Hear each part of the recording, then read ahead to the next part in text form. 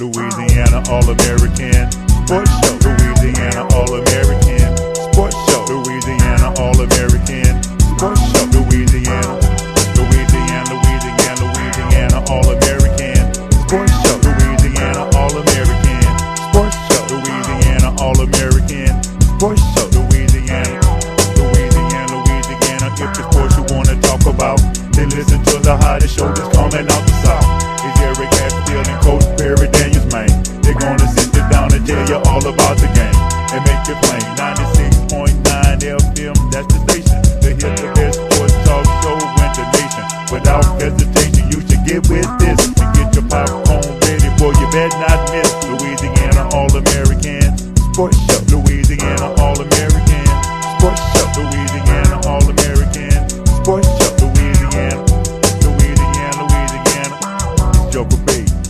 I'm just so fresh, so clean. Good morning, Baton Rouge, and welcome to another edition of Louisiana All American Sports on 96.9 FM, WHYR-LP. Baton Rouge Community Radio. This morning is Saturday, July 18th, and you're in for the 29th edition in 2015 of Louisiana All American Sports Show. This is Eric Hatfield. This is Gerard Piper, a.k.a. Joker P. And I'm Coach Perry Daniels. And he's joining us live from the nation's capital as usual, and we're ready to strap up and ride and get going with another edition of Louisiana All-American Sports. Fellas, how goes it this morning? Oh, man, it's going real great, man. It's nice outside. It hasn't been raining like it was the last couple of weeks, and I'm just pumped up and I'm charged and I'm ready to go. What's going on out there in D.C., Coach? Hey, man, it's an overcast day. I want to give peace and blessings to the many Muslims around the world that just finished celebrating the holy month, and want to wish to them, may their fast be accepted, and they have a year full of peace and blessing. I'll tell you, I have an acquaintance who is a devout Muslim, just finished the practice and the celebration of Ramadan, and everything goes with that. And there are very, very strict rules on when you can eat and drink, and you have to fast for so much of the day. Anyway, my understanding is that yesterday, which was the first day after Ramadan, was like Christmas for those folks. So, believe me, after a month of not being able to eat or drink except for a little bit in hours a day, hey, I'm happy for you. I don't know much about the religion, but I know it takes some discipline. So, happy. Yeah, well, what we don't want to do is compare it to Christmas. That's what we do not want to do. It's bigger than that. Well, more eating will be Thanksgiving, but right. But anyway, yeah, man, it's been a wonderful day, great day of sports. We had a lot of stuff to talk about. And Eric, where you at with the high school news? Well, we have a lot of news on the high school front. We've been talking to you all quite a bit about the LHSAA. There are negotiations with the LHSOA, the Officials Association. This is a conflict that has gone back to 2011. It's been 4 years in the making, in which the LHSAA had reached an agreement with the Officials Association on pay, but the pay never came. There was a lot of wrangling, a lot of back and forth. Schools didn't necessarily come on board with the agreement, and there was a possibility of an officials walkout. Well, finally, earlier this week, on Wednesday, news broke that the LHSA, they announced a 4-year agreement with the LHSOA. It looks like there were some substantial increases in fees for the officials. Looks like pretty much the officials got what they were promised a few years ago, and that fee schedule is in effect through the 2018-2019 school year, so that's for 4 years. And the good news for the student athletes and for the fans and coaches and people that observe high school sports in Louisiana is that the show will go on. Wow. Yeah, that's a beautiful thing. I'm glad they have that resolved, Eric. And it seems to be that the executive committee has passed this. It still has to go in front of the entire body of the LHSAA. But the executive committee is pretty confident that they're going to get it passed. And it seems like the reasonable mind in the room was the McKinley Panther principal, Herman Brister, who mentioned to his cohorts that, we've got to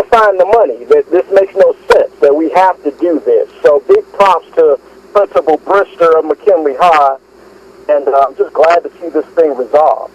Yeah, no, me too. I don't think anybody desired the alternative.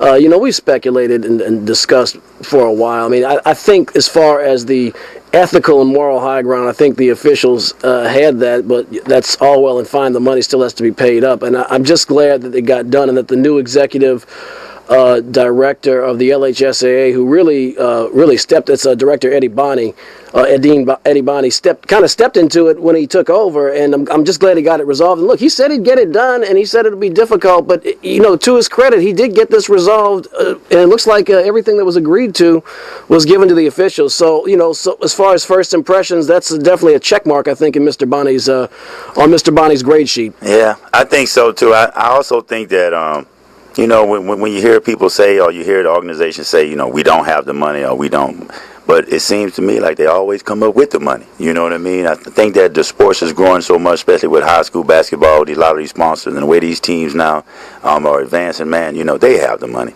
I just can't see, and it just seems to, when a strike comes, we don't have the money. Well, now all of a sudden, when the pressure comes down, then the money seems to come from somewhere.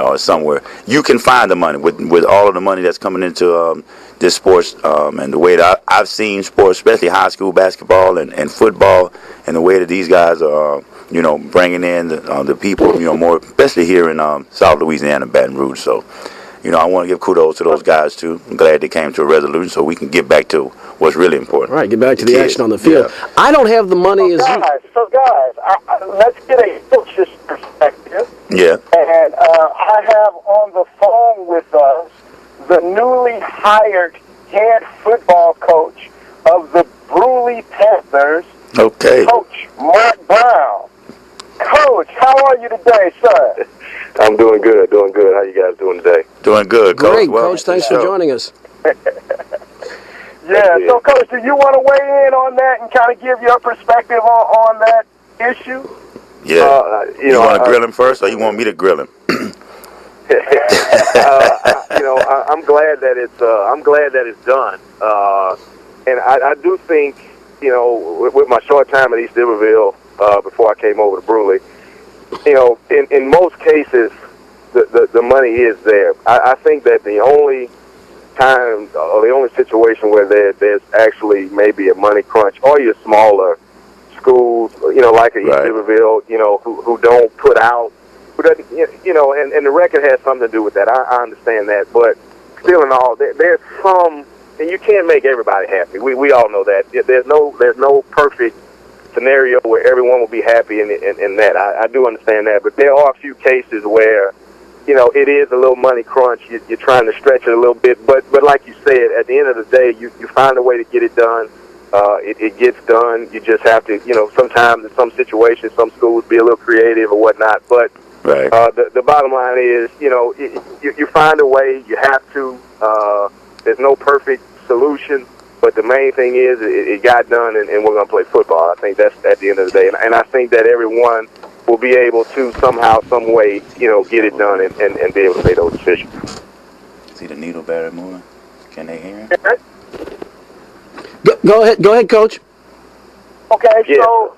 So Coach Brown, just to kind of bring our listeners up to speed, and I'm going to run through what I know of your history, and you kind of fill in the gaps as far as coaching goes. I know that you were on the McKinley High staff for a while. You went from there to Scotlandville. Go ahead. No, when I left McKinley with Coach Hilton, his 1 year there as head coach, I left with him, and we went back to Baker for 3 years. And I was offensive coordinator there. From there, I went to Redemptress for 2 years with Coach Mastretta, and from Redemptress to Scotlandville, where I was offensive coordinator there for 2 years, and then to Brusly.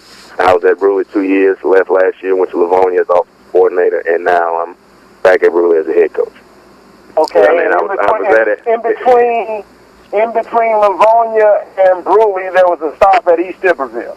That was a 3 or 4 month stop at East Iberville, and then Brusly. The Brusly situation came open, and with me living in Brusly and me being familiar with everything there from administration to the community to the kids. It was a difficult decision, but one that I think I had to take in going back to Brusly. In West Baton Rouge Parish, you really probably have only a handful of significant players in high school football, Port Allen being another. But unlike a lot of schools in East Baton Rouge, where you have heavier concentrations of population, there are only so many shows in town for West Baton Rouge coaches. I would imagine that gives you a talent advantage. Brusly has been, kind of okay the last few years. What kind of things can you do, or do you plan to do to pick that team up to the next level and have them at least, battling head to head with the Port Allens and more competitive with the U-Highs and other 7-3A schools in the world? Right. I think the one thing that I like about West Baton Rouge or situations where, like you say, the only show in town versus East Baton Rouge Parish, I know what kids I'm going to have. You know what I mean? Mm-hmm. When they get to, I know coming up, when I see them in 5th grade, 99% of the time, that 5th grader is going to play for me. Versus an EBR or, East Baton Rouge Parish, they could end up anywhere. Mm-hmm. So I think that's one advantage. I'm actually next week going to sit down with the Little League coaches. We're going to run the same offense all the way up from the 7th and 8th, all the way 7 and 8 year olds, all the way through middle school, all the way up to us. So that's one thing that we're gonna get going starting this year, and basically just spend a little bit more time, in with those elementary age kids, middle school kids, a little bit more concentration there. So when they get to high school, the learning curve is not as steep. They can come in, they know the terminology, they're familiar with what we want to do. So that should help us, down the road, be able to have a little bit of an advantage, I guess. Right. I appreciate that, Coach. We also appreciate you coming on here and joining us this morning on Louisiana All American Sports Show here on WHYR 96.9 FM. And, of course, we support your program, but at the same time, when you come on Louisiana All American Sports Show, I got to put you on the hot seat. So your seat going to get a little hot for a second. You know what I mean? Right. Now, from my understanding, from me listening to you, you said you had a quite vast experience of being an offensive coordinator. I heard you say you worked at Brusly prior. And so now you're coming back for a second stint at head coach. This is your, from me listening to you, your second time or third time being a head coach of a program. You're at home in Brusly with the community, with these kids. Sometimes some coach can take that for granted and not give a big as effort, feeling like their job is secure. So what do you think on this second time, your second stint there? They're giving you another opportunity to take that program, because I know across the river there's a lot of big rivalry between those teams over there. So have you ever thought about that? Yeah, I think in this profession, nowadays, and you never, if I can say, you're never really comfortable. You know what I mean? I mean, you're only good as your last season. So, we're going in with a lot of energy. We have a new staff, and we want every kid to participate. We're beating the bushes trying to get kids to come back out that were out, and some that haven't played, or some that have just been concentrating on baseball to come back over, and so we can have the numbers and whatnot to, like you say, compete with the Port Allens and the U-Highs. But do you look at from the first stint that you had, and when you're coming back this time saying, I'm going to do something different? I understand what you're saying, trying to get the farm system pretty much going with these young kids, starting them out at a young age, teaching them fundamentals. Because from me and Eric covering a lot of these games this year, football and basketball, we see a lot of not fundamentally sound football, just kind of small stuff that can, go a long way. So, I think, what do you think about that? What are your observations on that? I do agree, and you have to be technically sound in order to be successful, especially with the, in 3A, the level in the district that we're in with Parkview, U-High, and West Feliciana, and all those guys. You have Port Allen. You have to be technically sound first. That's the basis of football. You have to be sound in that area. So that definitely will be a concentration for us. Going into getting camp started. I've only been there 2 weeks, so we've got a lot of ground to cover between now and the time the season starts. Well, I think you can do it, Coach. I appreciate it. So, Coach, first, on Louisiana All American Sports, we talked a lot about how we think that 7-3A from top to bottom is probably the toughest district in the state in all sports. So you have an amazing challenge ahead of you. I also want to clarify that your earlier stint at Brusly was as an offensive coordinator and not a head coach. Okay. Correct. Yeah. Oh, okay. And let me ask this: has there been previously an African American head football coach at Brusly High? No, not to my knowledge. Not to my knowledge. Wow.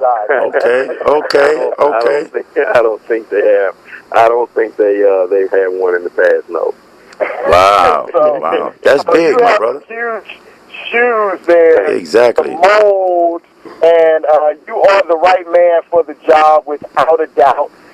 Tell our listeners where Livonia finished last year while you were the offensive coordinator. We were 3A state champions last year, 14-0. That's right. 3A state champions. So we had a good run. It was definitely a great experience, and I really enjoyed my time at Livonia. It's a great place, but in this profession you grow, and I think I reached a point where I was ready to make the next step in coaching and become a head coach. So I was really excited to get this opportunity. But Livonia helped me get to this point. Working with Coach Mistretta again, and the run we made was extremely important as far as my maturity and learning and experience as far as coaching goes. That's awesome, Coach. That is what's up, man. Good luck to you. Louisiana All American Sports will come broadcast a Brusly High game. We'll probably do the Civil War. Please do. We'll be there, baby. Port Allen this year. We're looking forward to it with two new head coaches who both are friends of our show here at Louisiana All American Sports. So I appreciate you so much, and have a great season, Coach. I appreciate it. Thank you guys for having me on. Thank you, Coach Brown. I appreciate it. Good luck. Right. All right, so, much thanks to Coach Brown. It's going to be an interesting dynamic over there in West Baton Rouge. I didn't know that, though, but him being the first African-American coach, that brings another added pressure. You're right. Well, it sure does. They're going to want winning, especially from the dominant society. They're going to want their winning. Yeah, no, I agree with you. I'm a little it's definitely news to me. I wouldn't, in 2015, you hear fewer and fewer of those. But no, that's going to be an interesting dynamic. And of course, with Coach Mitchell right up the road, he's got his work cut out for him. I also think Coach Mitchell is the first one at Port Allen as well. Really? Baton Rouge has not been very African American friendly regarding head football coaches in the past. So, well, they're going to get a dose. Right. Just run it back. Just run it back. They're gonna get a dose, and they got the right guys in place. Especially they got the right guys in place over there. Speaking of well, actually, also African American coaches, but coaches in general, the Louisiana High School Coaches Association did announce a new a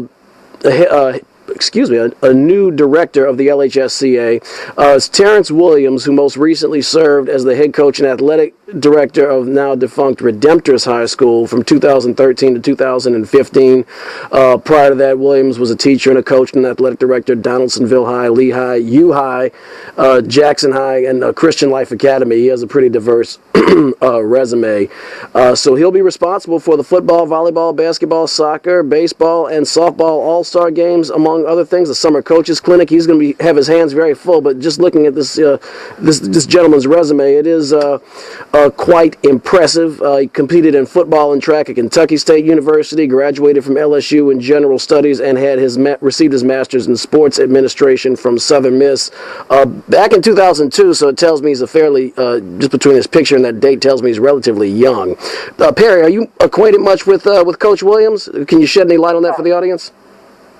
I've met Coach Williams a couple of times, and he's worked his way up through the Louisiana High School Coaches Association. He is also the first to serve, African American to serve in that position for the Coaches Association. So, he has a lot of support throughout the coaching fraternity, and he should do a fantastic job there.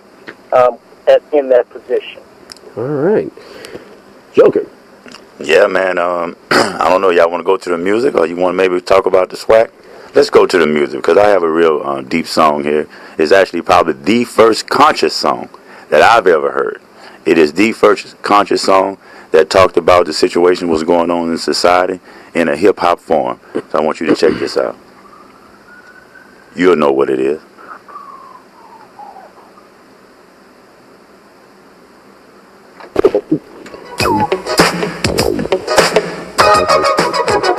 You pay and where you stay looks like one great big alleyway.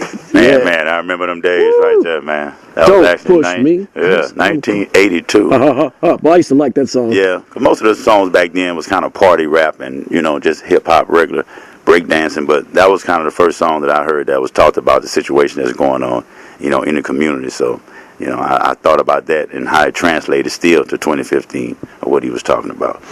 But Hey, man, I've seen lists of the top 10 hip-hop songs ever, and that is still always, on most lists, in the top 5. It should be. It's a foundation of the entire genre. If you think of that one and Rapper's Delight, I mean, there should be no top 10 list, in my opinion, without those two songs somewhere in there.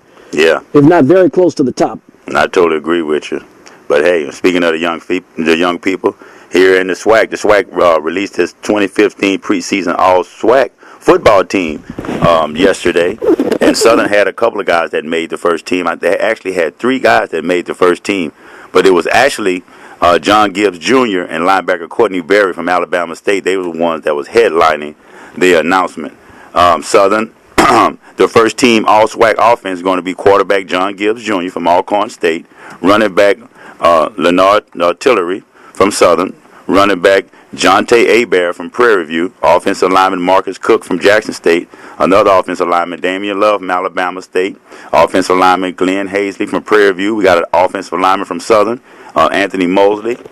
He made first team. We got Jalen Ware that made it. Jalen Ware from Alabama State, wide receiver Daniel Williams from Jackson State, wide receiver Willie Quinn from Southern. He also made the first team. Tight end Jordan Payne from Alcorn State. Those were the first team. Southern also had one guy from the second team on the first team, All-SWAC defensive side, which was the defensive back Danny Johnson. And so, man, SWAC is coming out. We're getting ready for football here again, fellas. I can't wait. Hey, it's right around the corner, and I'll tell you, man, it's that time of year again. It's we've been talking, we've kind of joked about how it's been the slow season for the last couple of months, but that in about 4 to 6 weeks is going to go away, and of course during the fall, college football in Baton Rouge and much of the South is a religion, and Saturday is the holy day of obligation. So hearing that SWAC, hearing some of those familiar names like Willie Quinn coming back and Leonard Tillery, and hearing about some of those names is getting me getting the gridiron on the brain. But this is what shocked me, though, and I wish Professor T was here, because, we had a real good time last year with that Bayou Classic with T, and of course we know he's a Grambling fan, but I haven't seen anyone from Grambling on the first team All-SWAC, and they did. I don't know what's up with that. That's kind of ouch. Like, I wonder if T is listening right now. Yeah, none on the second team either. Also in the news of a world of college football, kind of a sad, well, no, definitely a sad note.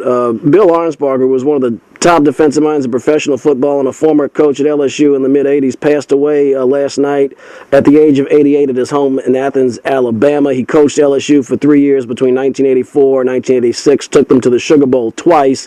I'm 40 years old. He was the first coach in my lifetime. He was the first LSU coach I really remember, and he was also the first coach to take LSU to the Sugar Bowl in my lifetime. They had not been since 1968 when he took them in 84, and really he pulled that program out of a nadir and made them relevant again, because LSU was really pretty much only relevant inside the state of Louisiana, and they were kind of a very mediocre program, especially in the later years of Charles McClendon.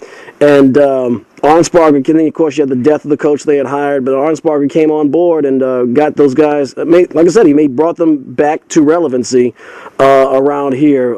Bill Arnsparger also had some success in the NFL.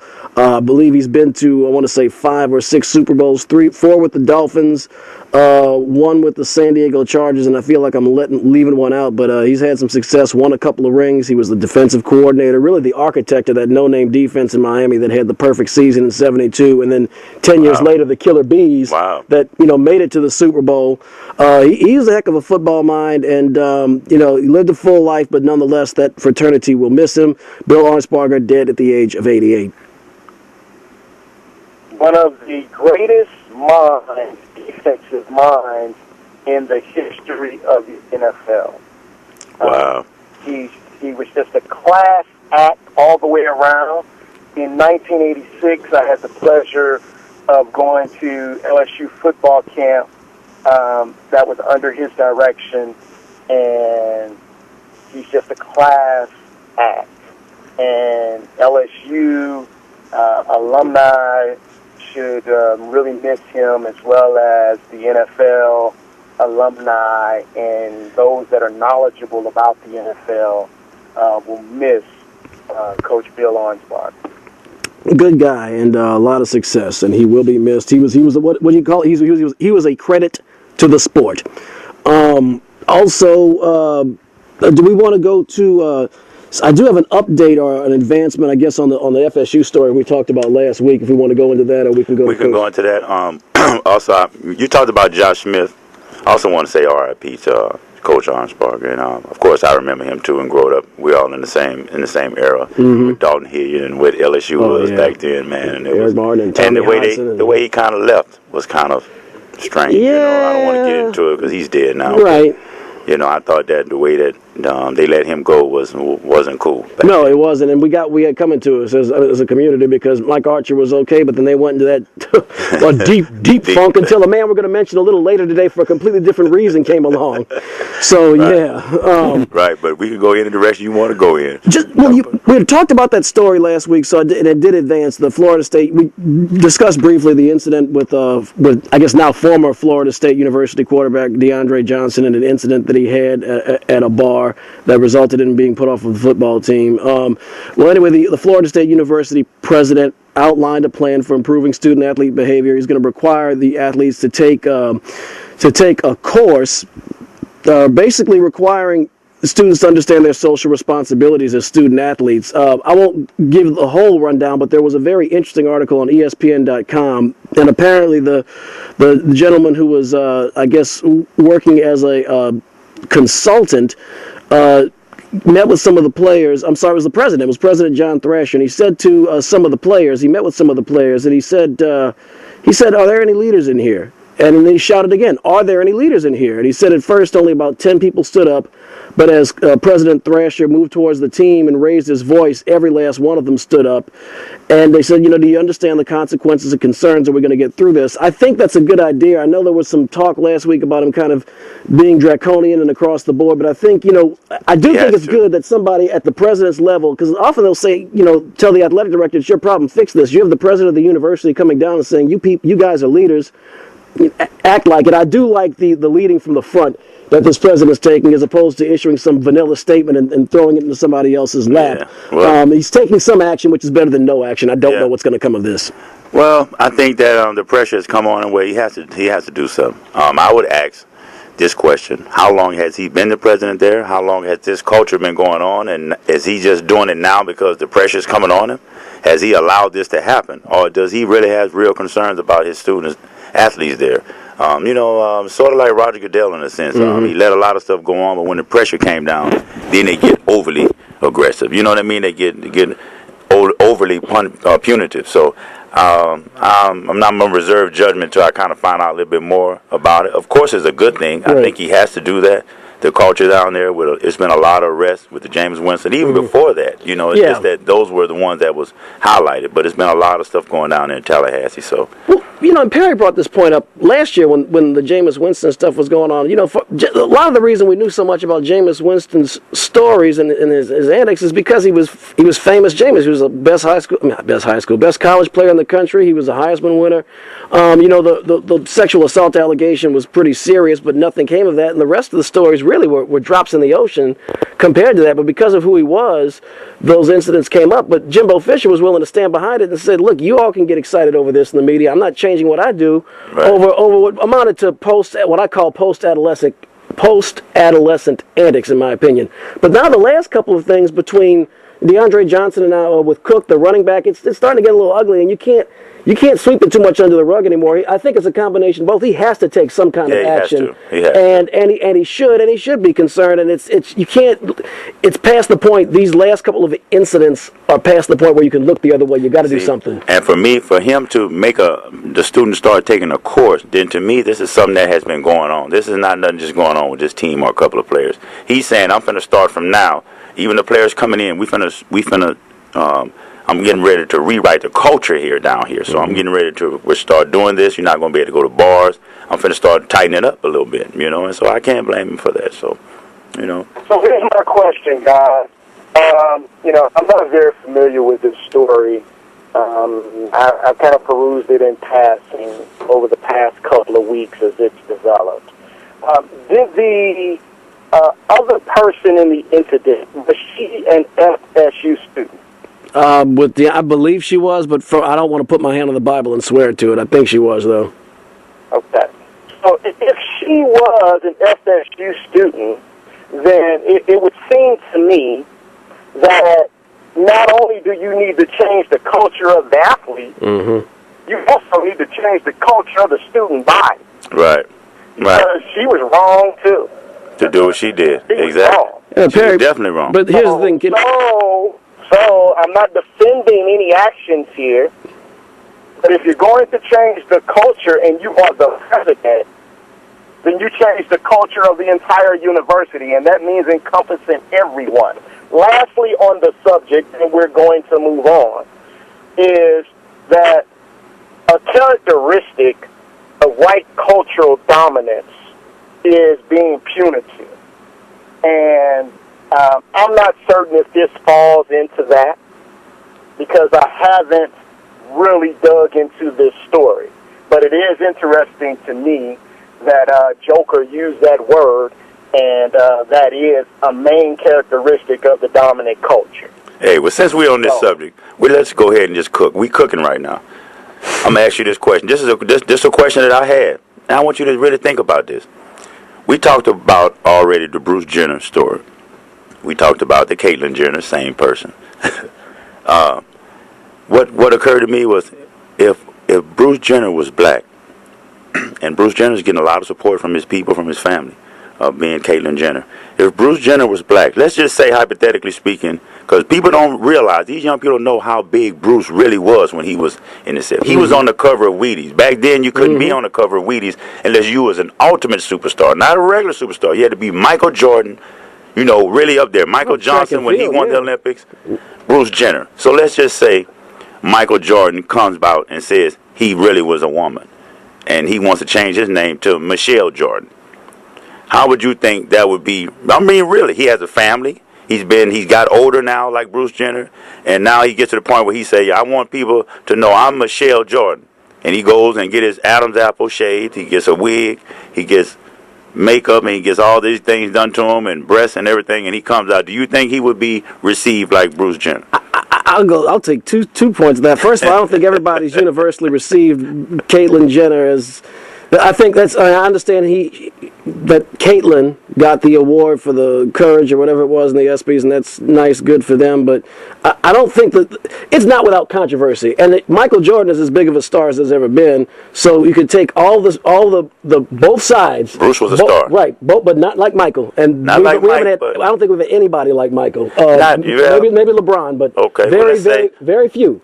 But here's what I'm saying: you would take everything that happened with Caitlyn Jenner, and it would amplify 2, 3, 4 times. And you'd probably still have these people always so brave and courageous and being himself. And then you probably have people like myself who looked at him, as the way a child would idolize an athlete, and with my jaw on the ground. I think you'd have it amplified times 20 or times 10 if somebody of his profile did something like that.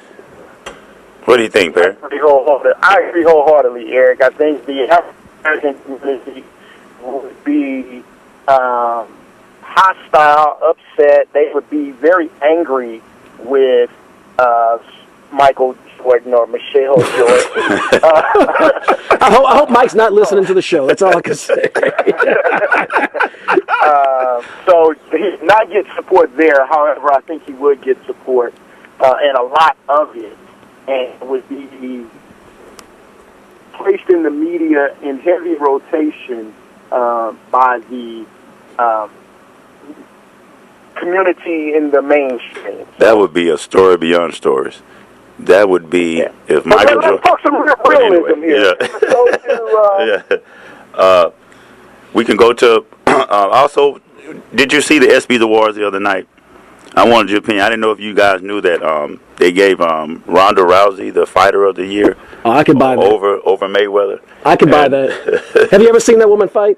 Yeah, but to have the biggest fight of the millennium. The biggest fight of the millennium made me want my money back. Yeah, Ronda Rousey takes women down in 14 seconds. Yeah, that's true. But, I just, being champion, undefeated, he had 2 big fights this year. All the money it made, just on another level. You just can't, whether or not it lived up to that, it's almost like the finals. It may not live up to it, but he won the biggest fight of the year of the century. Ronda Rousey said she could take Floyd Mayweather down the octagon, and I'll tell you what, in the ring, I don't think so, but in the octagon, I think she could take him. I really do. Yeah, she get her hands on him. I know she would. Yeah, but Mayweather suffers from the same thing that Serena suffers from. Here's the height of their sport, and there's no one that can compare to them. Yet, every time they compete on the world stage, they do not receive support from the majority of Americans. And you have to ask yourself, why is that? I know, because why is that? You talked about that with Serena Williams, and even Chris Everett was sharing this on the Wimbledon after the Wimbledon final, was saying the historic stuff that she's doing, and was saying that Maria Sharapova makes, I think, 20 million in endorsements a year, and Serena makes only 11. But Serena is so dominant, has beaten her 18 straight times, and she just doesn't get the love. As what she's doing now is very, very, very historic. We know what that's about. I mean, as far as the endorsements, I mean, Perry's been saying it so well, so I'll just let him go ahead and keep rolling because I think I'm feeding it. I think that's kind of obvious. But I'll just say it. It's cultural. You got Maria Sharapova, who's a young, beautiful white girl. Who has that look that's appealing to so much of mainstream America. Serena is a different look. And don't get me wrong, there's some guys who she definitely there's an appeal. There's a strong appeal, but it's all about the money. All you do is follow the money. I mean, you just got to follow the money, and that can answer that question in and of itself. I mean, on the tennis court, I don't think there's any question. As good as Sharapova is a very good player, she's not like Anna Kournikova, who was just there for her looks. But nobody right now compares to Serena, except for maybe some of the all-time greats, your Steffi Graf, your Chris Everett, your Maggie Courts. So, I mean, as far as what's on the court versus what's in the endorsements, just follow the money. Yeah, it's a lot of things that we can discuss, man. Hey, man, let's go to the NBA. Let's go to the NBA. All right. We're waiting on it, what people going to do. People do for money. What people do for money. Yeah. Oh, boy. Only for the Clippers. This team is sensational. That's all. Oh, man. And not in the good sense, not necessarily in the good sense of the word sensational. Hey, but I want to pick it back. Remember last week I told y'all I was talking to Eric about DeAndre Jordan when he made the apology. I told him I say sometimes it's just best not to say nothing. Didn't I say that last week? I said it's best just to sometime when you leave a job or it may be proper to give them 2-week notice, but sometimes you just leave. Same thing with the breakup. Don't call back. You don't text back. You just cut the water off like that. And they was getting on him about he was supposed to call Mark Cuban, do all this and do all that. Then he come out with an apology, and what does Mark Cuban do? shoot down his apology. Oh yeah, shoot it down. So he should have never said nothing from the jump. Just left it at that. I didn't. I mean, I heard about I didn't catch much of the follow up, but I mean, I heard that the dirt was still being slung back and forth. I mean, that's sour grapes for Mark Cuban. Right. Yeah, like you said, the breakup. Sometimes it's better to just leave the country. Exactly. And I knew that was going to happen. I said, now he put himself out there to say, hey, I'm sorry to you guys, and he tweeted and said, then Mark Cuban comes back with, oh, it wasn't personal, he didn't call, and he should have just let some things go. Yeah, the man, because it would have died. He don't owe you nothing, man. That man don't owe you anything. Yeah. You know what I'm saying? He never left. He didn't leave Dallas. Right, he was never with you. Yeah. He didn't leave you and come back. He was already with the Clippers. The only manner in which he left Dallas is when he went to DFW, got on that plane, and flew right back out to L.A. That's about the only leaving of Dallas the man did. Well, speaking of the L.A. Clippers, the Clippers, when the DeAndre Jordan story broke, what was it, maybe 3 weeks ago, right? And originally it appeared he was going to sign with the Dallas Mavericks. It looked like the Clippers were at the beginning of the end because that team is not going to win a championship without his defensive presence. It's just not going to happen. Well, then that turned around for the better. Now they announced the signing earlier this week of free agent Josh Smith, and for the league minimum, because the Pistons are still on to have $25 million on the hook for that contract for the next few years. So he only had to sign for $1.5 million. The Pistons are paying the rest of that. This has now gone from being almost a disaster for LA, almost them going backwards, to now them pushing themselves, being more competitive with the San Antonio Spurs in the Western Conference. This was a big coup for a guy who averages close to 15 points a game. He averaged like 13, only playing about 25 minutes a night last year. So this is a big deal for the balance of power in the Western Conference, Joker. Very big deal. He's going out there with a good coach. I don't consider Josh Smith to be, like he's just going to come there and do, because he's going to come off the bench pretty much. Doc Rivers is trying to strengthen his bench. It is all about the San Antonio Spurs with David West and LaMarcus Aldridge, with Tim Duncan and Tony Parker and Ginobili, and the bench that these guys got, You didn't even mention Kawhi Leonard. Right, I didn't even mention Kawhi Leonard. I mean, it's ridiculous. Or Danny Green, you know what I mean? It's ridiculous. Even Boris Diaw, all them guys, you know what I'm saying? So Thiago Splitter? Yeah, well, Splitter's gone. He is? Okay. Yeah, he went to the Hawks, Atlanta Hawks, but still, all these teams, all these moves these guys are making, these teams now have to play hopscotch and try to get what they can to go against the San Antonio Spurs. Not only the talented Spurs guys, you got championship pedigree with the best coach. The coach, yeah. Because a lot of teams we've seen try to put stars together and say, oh, this is going to be, but they never had the championship pedigree. It was the first kind of experiment we saw. But this is a team we know fundamentally, defensively going to be sound.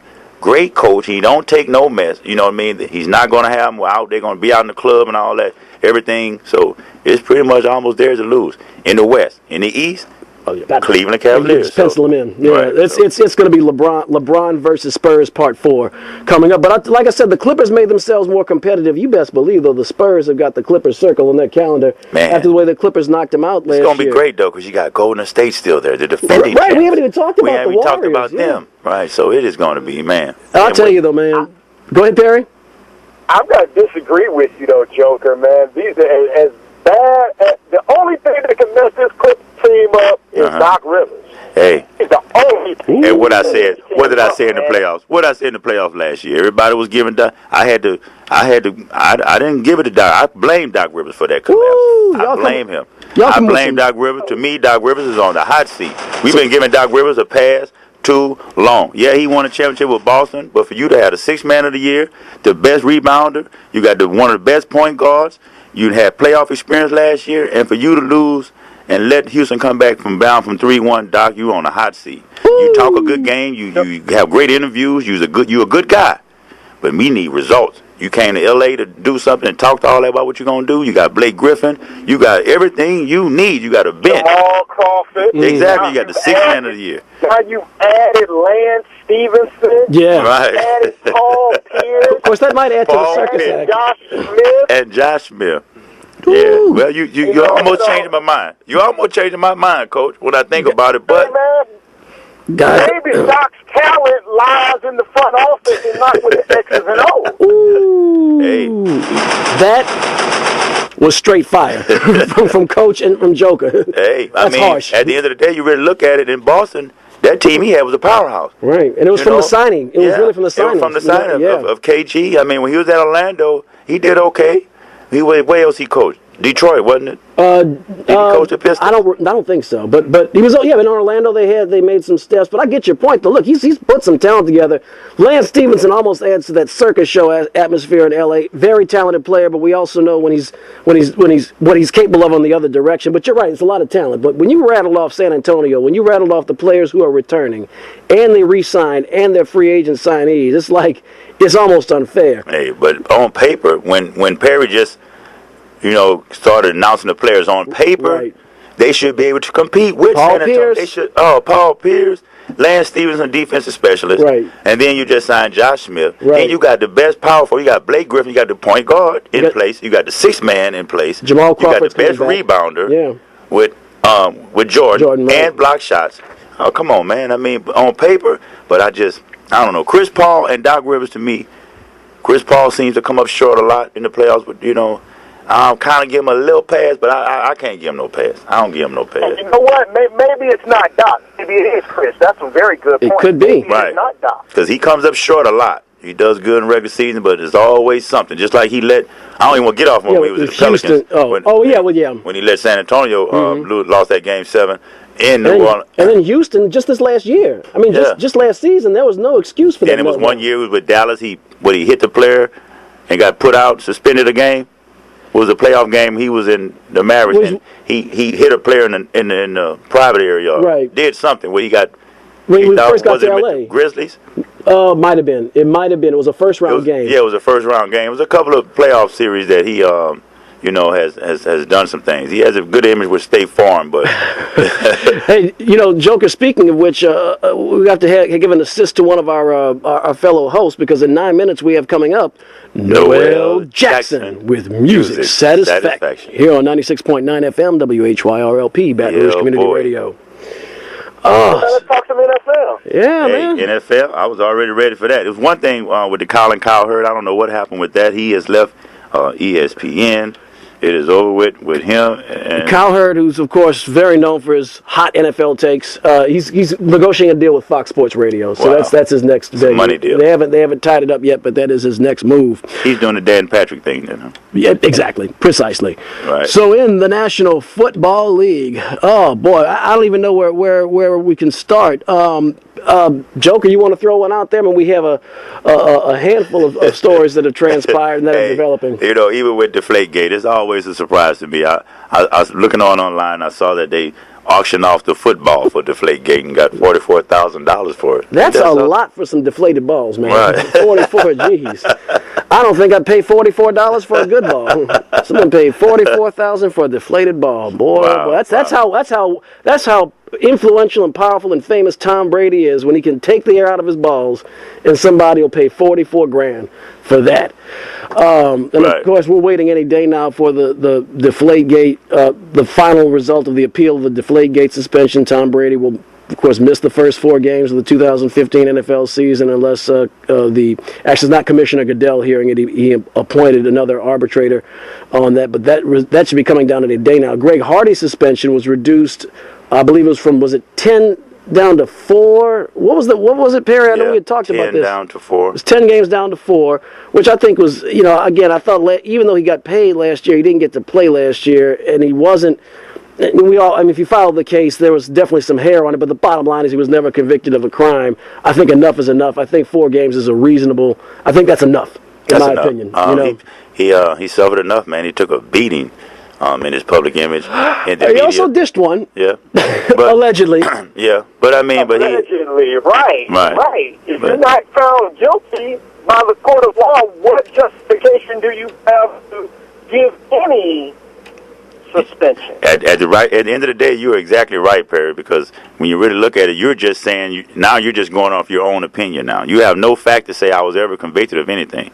So now you're just going on, you know what? I'm just going to do it because I think you deserve it. You know what I mean? Again, a characteristic of the dominant culture is being punitive. Wow. Man. Also, earlier do we have any other NFL news? Well, NFL news, the other big news is, of course, with not Megatron, but the other one, Dez Bryant. Yeah. He signed. Also, Demaryius Thomas with the Broncos signed.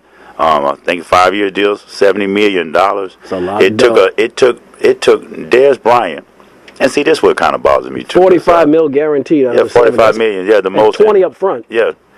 But it took him to have to go to Twitter and make a stand and say, hey, I'm not coming to training camp and I'm not going to play the season in order for him to get if he would have never done that, they was going to franchise tag him. And, that was going to be it. Then Jerry Jones comes afterwards. Oh, yeah, Des Bryant is, he's just the best kid in the world. He's, I'm there for him and this and that. But it took that guy to actually have to, like a baby. I had to act out in order to get what I wanted. Hey, man, business is war. It's chestnut checkers. And Wow. you're trying to get paid, you got to do what you got to do. Because I promise you, as much as he wanted to get his money, Jerry Jones, and I've always said this about people with wealth, they don't get there and don't stay there by being free with their money, and he certainly wasn't going to be.